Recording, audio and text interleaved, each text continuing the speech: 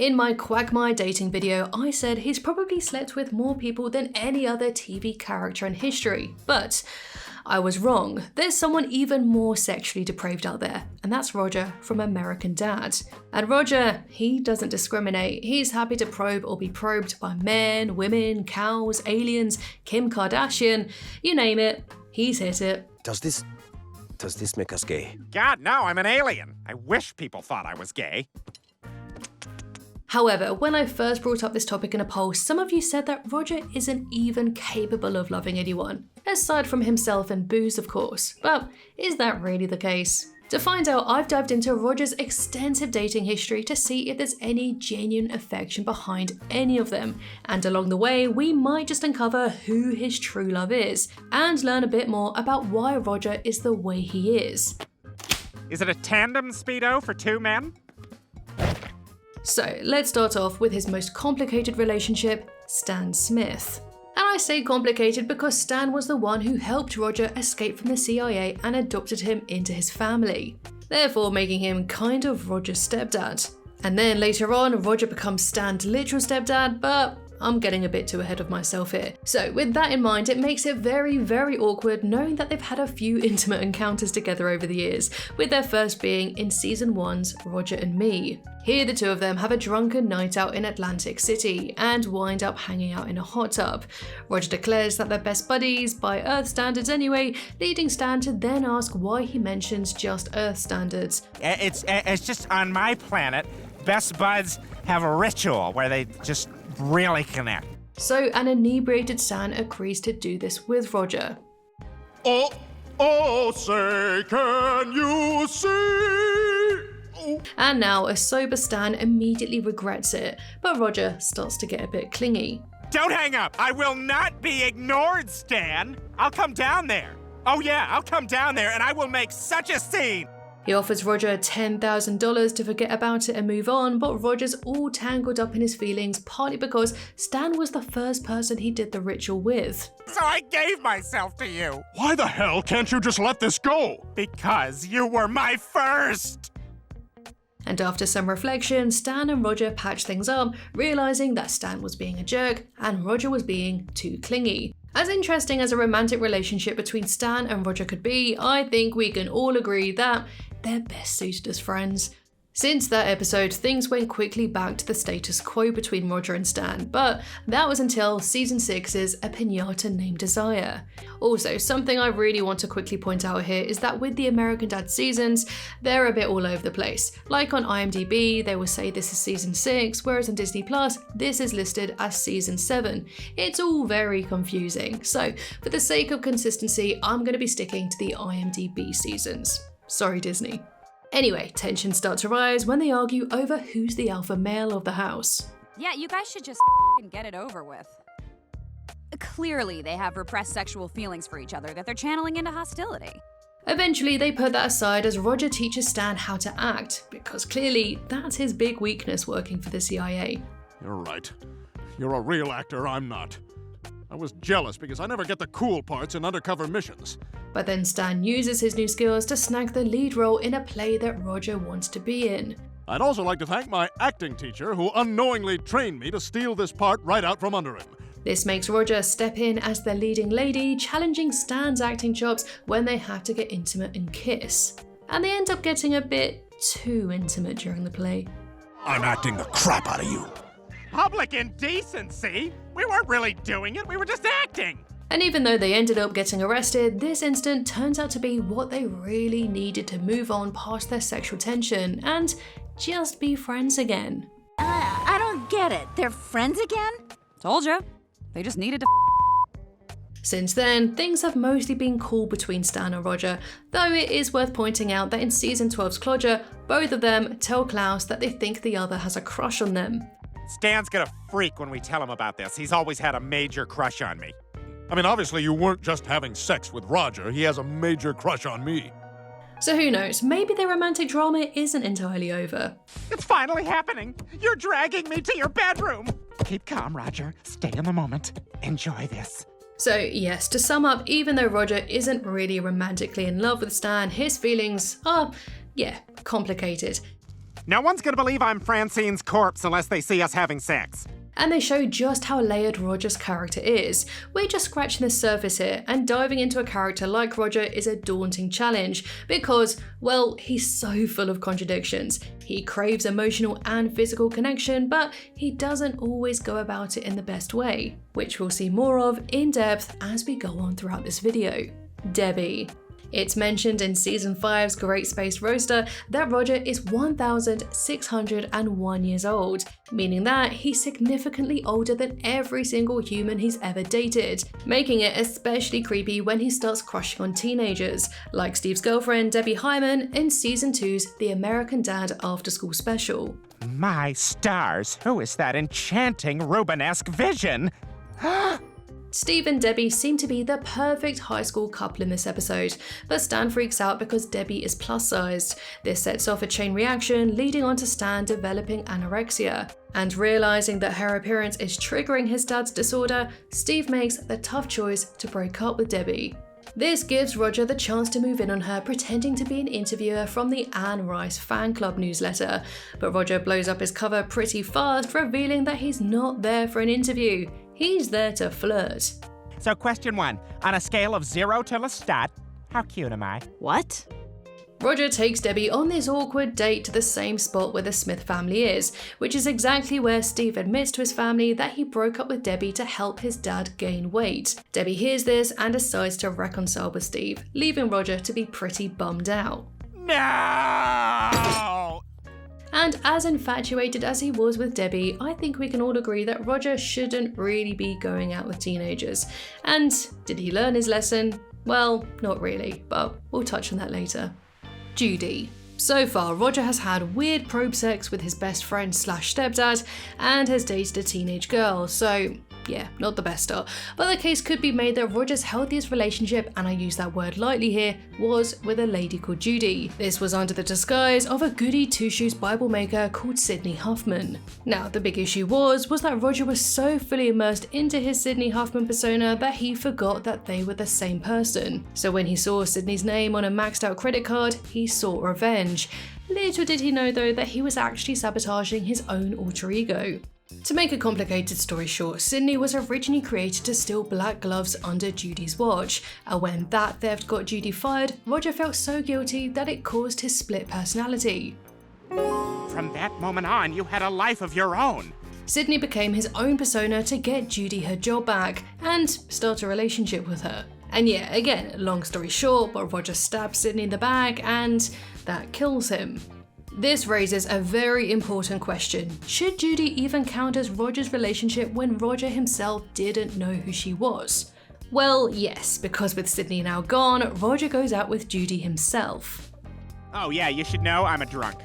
Just like my father. And I have no genitals. That's okay. I have both. Considering we haven't seen Judy since this episode, I think it's safe to say that she and Roger didn't really work out as a couple, and at least they avoided what probably would have been a very toxic relationship. But then again, every relationship with Roger can be classified as toxic. Even so though, in those very few moments where we saw Judy and Sydney as a couple, they seemed like an adorable match. Oh, Judy, your toothy mug is the only cure for my morning maladies.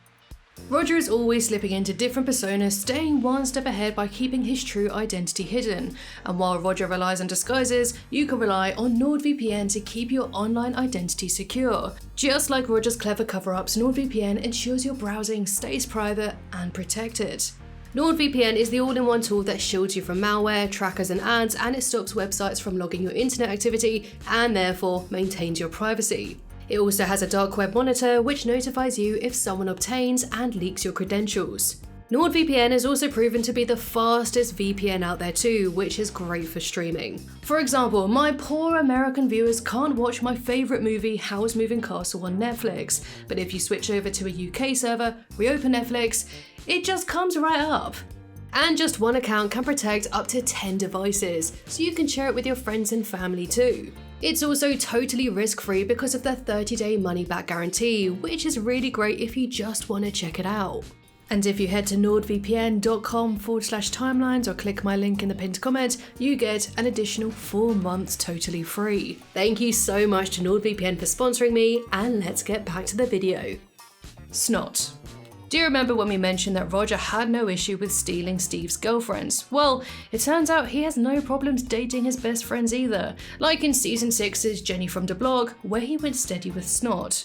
It all starts with Snot proclaiming his decade-long crush on Hayley, but he's rejected because Hayley is married and, well, because Snot is Snot. Say you love me! No. Seeing how depressed his friend is by the rejection, Steve comes up with the idea of Roger creating a teenage girl persona to then flirt with Snot. To, you know, build up his confidence. Name's Jenny. Jenny from the block.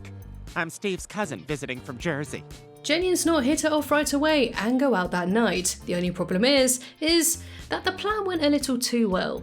Talking about our hopes and dreams? Then I her! You slut! Steve isn't happy that one of his best friends had sex with Roger, and that Snot losing his virginity made him the alpha of the group. So when Steve finds out that Roger used a stress ball to have sex with Snot, he used this secret to break them up. This is what Jenny was using to fake sex with you. What? She didn't do it with you for real. You're still a virgin. Later on, when Steve sees how much Snot and the Jenny persona are hurting from the breakup, he and Roger decide to reunite them. Jenny tells Snot that she wanted to save herself for the one and realised that he was the one all along. What do you say? Make love to me again. For the first time. So maybe this time Snot and Jenny will be a long-term couple, right? Until tonight, my love. No! As we saw with Sydney Huffman, Roger's persona Jenny was so attached to Snot that he had to kill her off to end the relationship. And this won't be the last time Roger ends one of his personas to break up with someone. Come to pay respects to one of my best characters ever. The tricky part about Roger is figuring out if he really gets so caught up in his roles and feels genuine emotions. Like, did Roger truly believe that he was Jenny from the blog and actually loved Snot for real, or was he just playing a part and pretending? Is it genuine, or just pretend? This is a question I found myself asking a lot while researching this video, and this line between Roger and his personas can get very, very blurry. I'll get a bit more into this later, but Roger often behaves like his personas have their own separate thoughts and feelings. He fully embodies these characters, sometimes even believing that he is that person. So yes, you could say that Jenny from the blog did love Snot, but Roger did not love Snot. Redhead girl. Roger's next fling rolls around in season 7's Hurricane. After a one-night stand, this redhead girl is head over heels for Roger, but he's more concerned about getting his sweater back than her feelings. Last night was magical. I think we could really have something. Oh, yeah. Now, you might recognise that voice if you watch Bob's Burgers, because she's played by Kristen Schaal, who voices Louise. Ow. STDs, Tina, have you heard of them? Have you heard of herpes? Have you? Do you know what herpes feels like on your mouth? Yes. Meanwhile, a massive hurricane is tearing through town, and while the family debates whether to ride it out or bail, the girl just won't take the hint and leave. We're not dating, you miserable cow! You're funny! Oh my god. When the house tips over, she gets impaled on a pair of deer antlers, but plot twist, she's not dead, just hanging on, and Roger being Roger quickly takes care of the loose end. We're gonna have lots of babies. No. So yeah, it's pretty obvious that Roger's feelings for this poor girl were basically non-existent. To him, she was just a fling, nothing serious. He's more worried about his sweater than her. No! My sweatshirt! So let's just put her right at the very bottom of Roger's biggest loves. Scarlett. In season 7's The Scarlet Getter, Stan runs into his old bootcamp crush Scarlett, and sparks soon fly. Well, for him at least. Roger, however, announces that he's going to ask her out too, and Stan's not having it. You 3-foot-tall, grey, disgusting piece of Stan starts reminiscing with Scarlett, and one thing leads to another to the point where he invites her over and gets a bit too handsy, much to Francine's frustration. Meanwhile, Roger's pissed off that Stan told him that he'd never land Scarlett, so he slips into one of his classic disguises. Name's Dan Ansem Handsome. You're the most stunning woman I've ever seen. Roger asks Scarlett out, and to Stan's horror, she says yes. They head out for a dinner date, but of course, Stan crashes it. And to escape Stan's meddling, Roger whisks Scarlett away to a secluded cabin in the snowy wilderness. But even in the middle of nowhere, Stan tracks them down only to discover that Scarlett's an alien hunter. And just as she's about to take Stan out, Franchine swoops in to save the day, and they find Roger strapped to a bed, half dissected by Scarlett. Hey, can you guys put me back together before I die over here? Preach. And after piecing him back together, Roger explains what happened.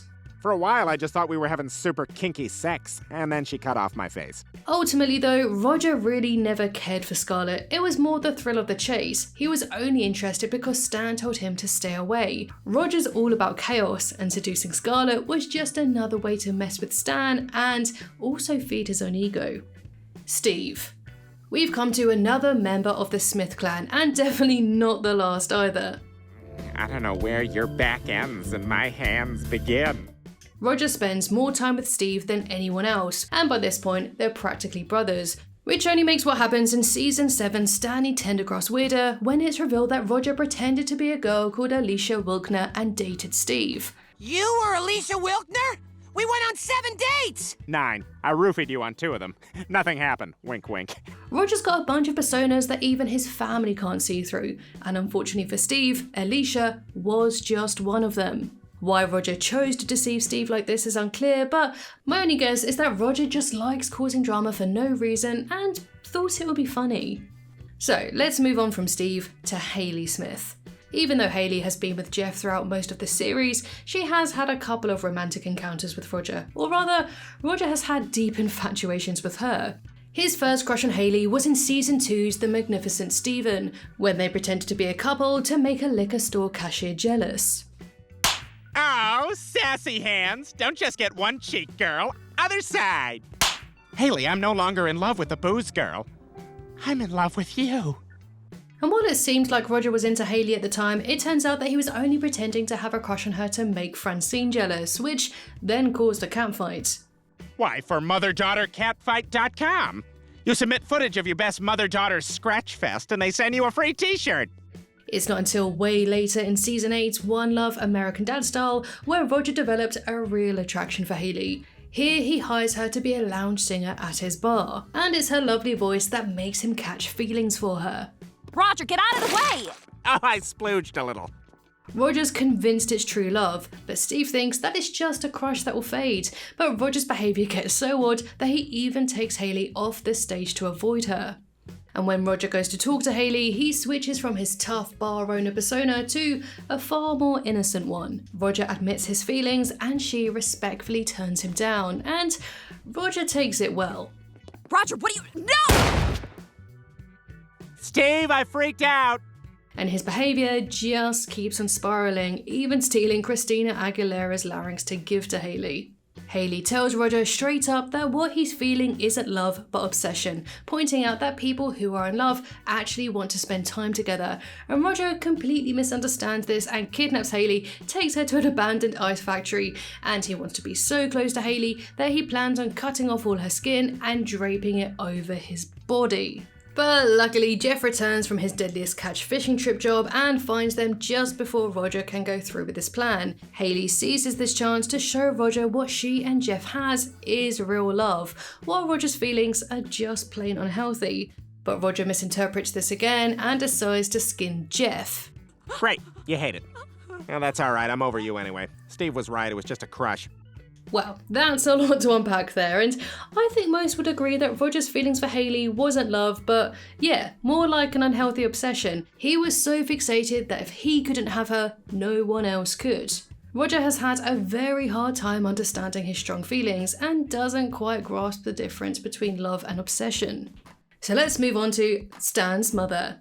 So, I already mentioned how Stan and Roger's relationship is very, very weird, seeing as they've already been physically intimate.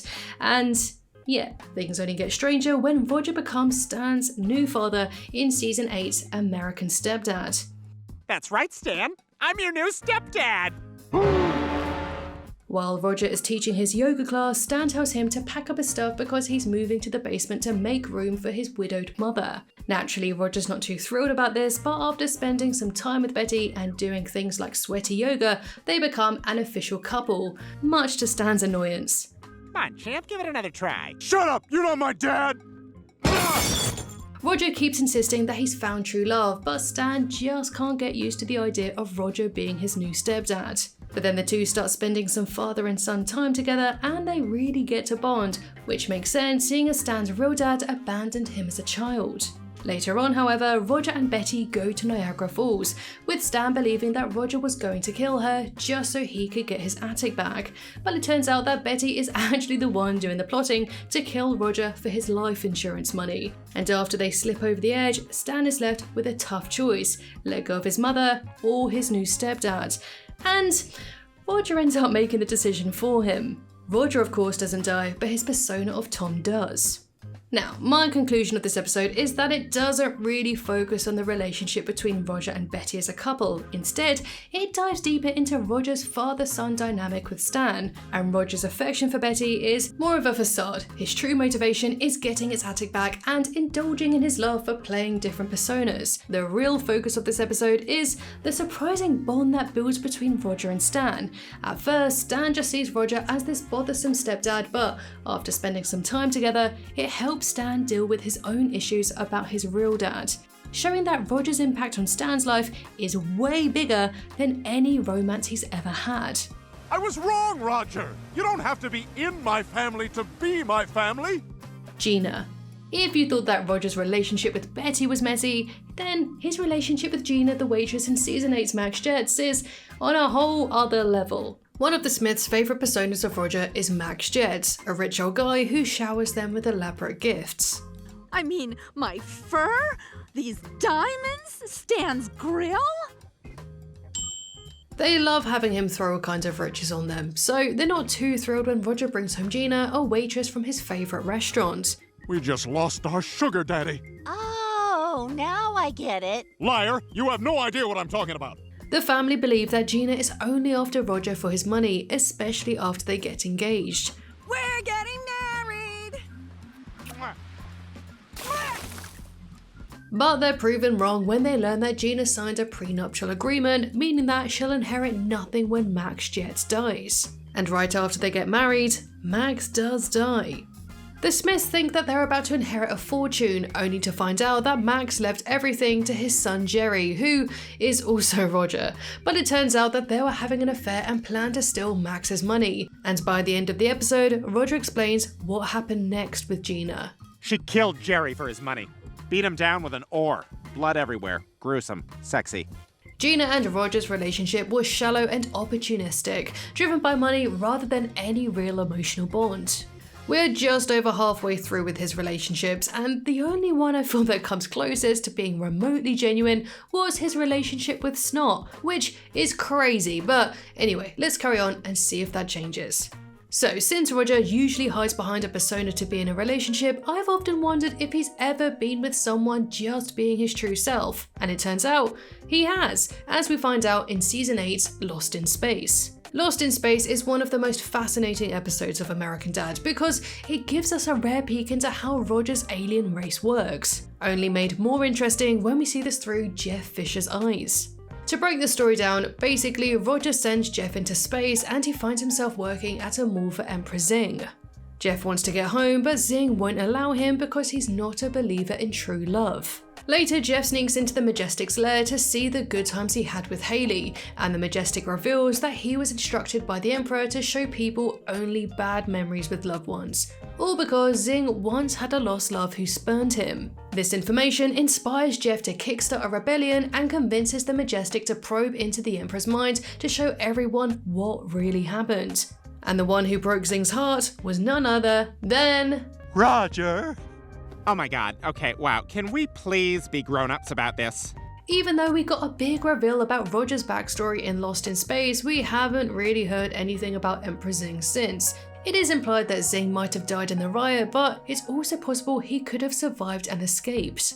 Personally, I think the idea of Zing coming back to Earth for revenge against Jeff and Roger is a storyline with tons of potential. Zing clearly cared a lot about Roger, and when Roger cheated, it pushed Zing into being a power-hungry dictator. Obviously, Roger didn't love Zing enough to be faithful to him, and hey, maybe Roger came to Earth and stayed here partly to avoid facing Zing's wrath. This says a lot about Roger, who's shown time and time again that he struggles to settle down and stay committed, no matter what persona he's using. Even back home, he couldn't make a relationship work with someone from his own species.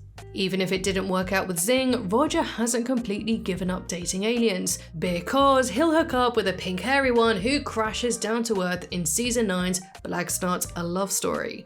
Help! I crashed and I don't have a boyfriend! The story kicks off with Roger being unusually clingy with the Smith family, and as it turns out, he's acting this way because he's picked up on another alien ship that has crashed in the woods. But when Roger goes to check it out, he finds a furry female alien on board who suspiciously sounds like a certain Kardashian. I smelled him too. I think that's why I crashed here. Oh my god, I'm so into you. And Roger hit it off immediately and ended up having some weird alien sex all night. But the next morning, everyone's surprised when Roger is already looking to break things off. He says that during their time together, she made some kind of clicky noise, and that's enough for him to end it. And even though she might just be the only alien on Earth that Roger could actually be in a relationship with, he treats it just like a one-night stand. And naturally, she doesn't see it that way. I don't want to spend another minute on this big blue marble without you. I feel exactly the same way, but the opposite. We're breaking up. Roger tries to break up with her, but she's not willing to let go that easy. So he decides to take her to a B&B trip to Virginia, which does sound nice until he finds out that he calls the CIA to capture her and get rid of her. But even though he doesn't want to be with her when the CIA starts chasing her with a helicopter, Roger feels guilty, so he ends up saving her by shooting down a tree that crashes into the chopper.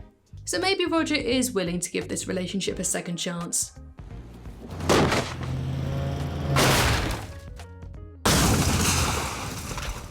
And that's how she became Kim Kardashian. No, seriously, she was even voiced by her in this episode. The episode wraps up with Stan reading this whole story as though it's a book, so who knows if it's even canon. Putting that aside though, it is interesting to note that Roger doesn't want to settle down with the only other alien on Earth that he could truly be himself with. And the way he tries to get rid of her is pretty harsh. There had to be a kinder way to handle it. But then again, it is Roger, and he will take the easy way out of just plain killing her. And you know what could be interesting? It's if Kim Kardashian could come back and we could see Roger's reaction to her transformation. That would be interesting. Axe Jenkins. Believe it or not, Roger has been married a few times throughout the series. He almost married someone in season 2 just to get a free blender at a wedding reception. Of course I'm excited! 12 speeds! Well, nice meeting you, Mr. Rothberg. I'm out of here. He married this lady living in a trailer park in Gorillas in the Mist just to get inspiration to write country songs. If ugly was pretty, then she'd be a 10. And he leaves his dying wife just to return to steal her red hair in Old Stan in the Mountain. I told you that no one makes a decent red wig these days, so I had to go find my own. Took her years to finally croak, but it was worth the wait.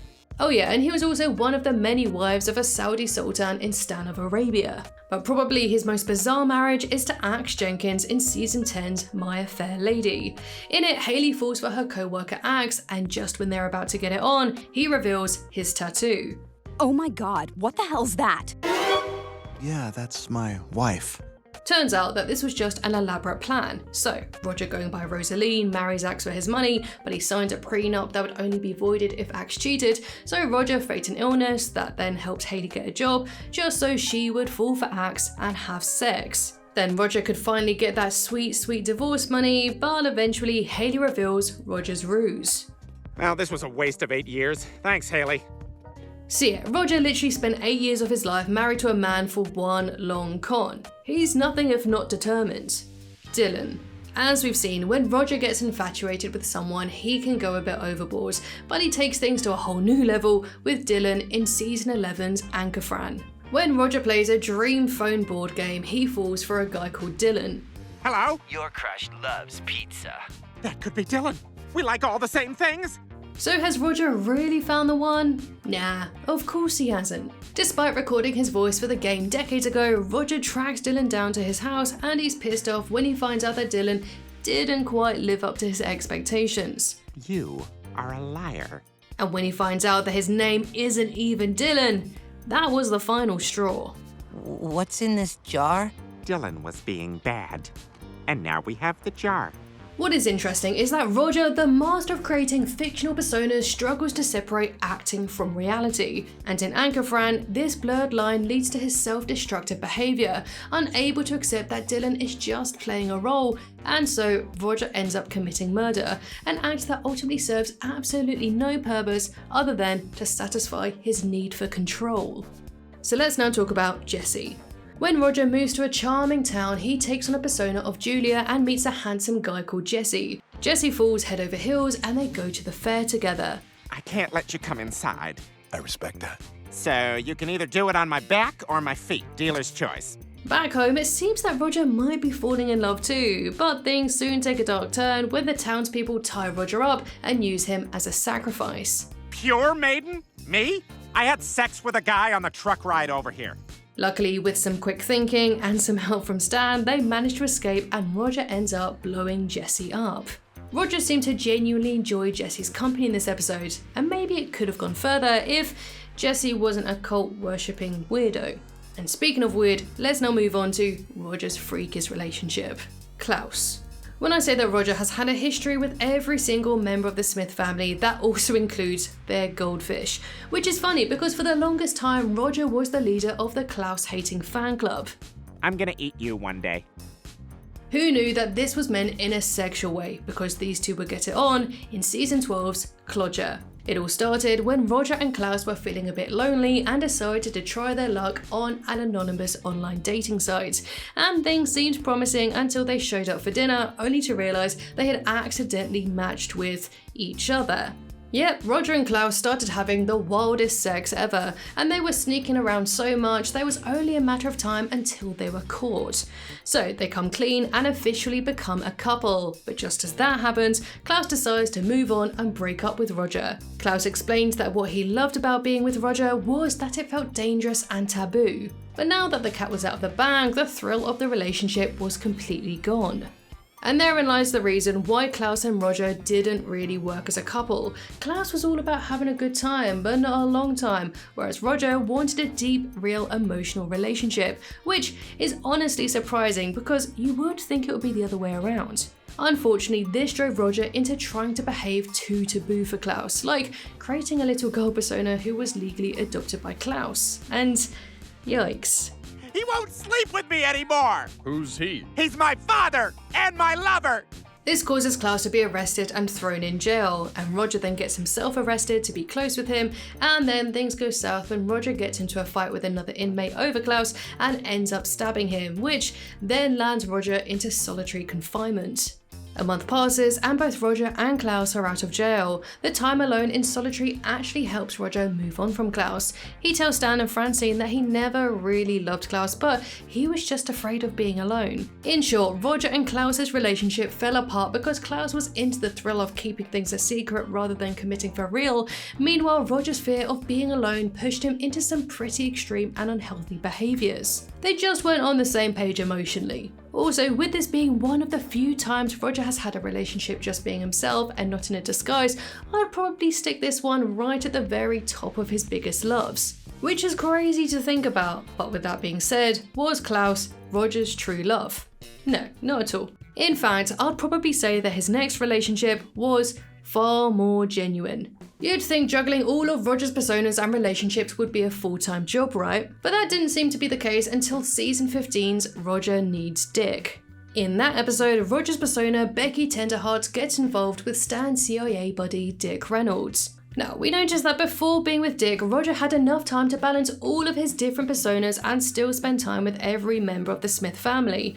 But once he got involved with Dick as Becky, he started to drop the ball with everyone else, and Stan and the family are annoyed that Roger barely spends any time with them, but Roger insists he can't help it. Second, I'm not dumping him. Becky is in love.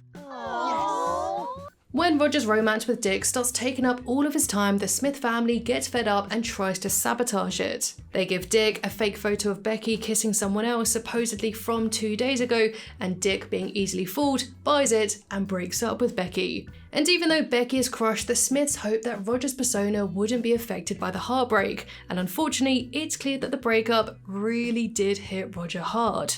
Franchine tries to help Becky move on, but when Roger's Pete Van Smash persona spots Dick's new girlfriend Linda, who looks a lot like Becky, Roger's jealousy and lingering feelings for Dick soon comes rushing back.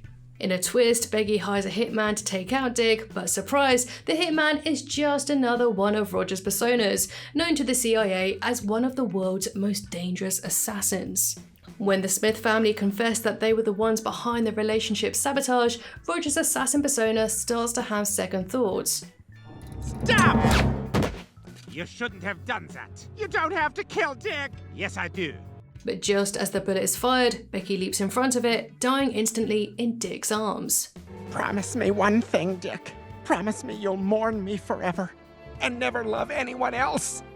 And so, just like before with Snot, Roger kills his persona of Becky to end the relationship with Dick.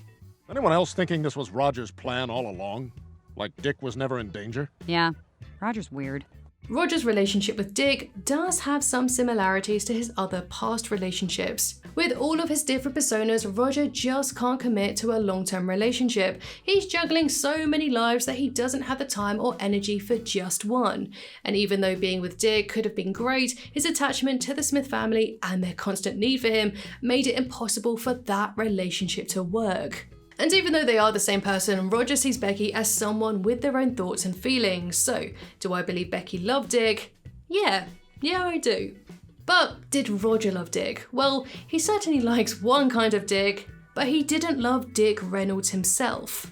His most recent relationship came in season 19's The Grouch. When Roger throws his annual sex party, he realizes that he's bored of sex and wants something deeper. Everyone is just so obsessed with sex at this orgy. Whatever happened to a little something called conversation? So he becomes celibate and forms a sexless relationship with a woman called Elizabeth. They quickly get married and move into the snowy mountains. Good morning. Good morning to you, sir. Companionship. And without sex making up the majority of his time, he spends it wood carving and bird watching. The birds are quite promiscuous up here in the mountains. And as the months pass by, he becomes more and more miserable without sex. Another year goes by and Roger is shocked to find that his sex party is back and is as busier than ever. Even his wife is queuing up. It's here we also learn what happens to Roger's species when they go a year without having sex. They turn into some kind of Grinch-like creature. Now, long story short, Roger decides that he needs sex in his life after all, so he bangs everyone and then goes back to normal.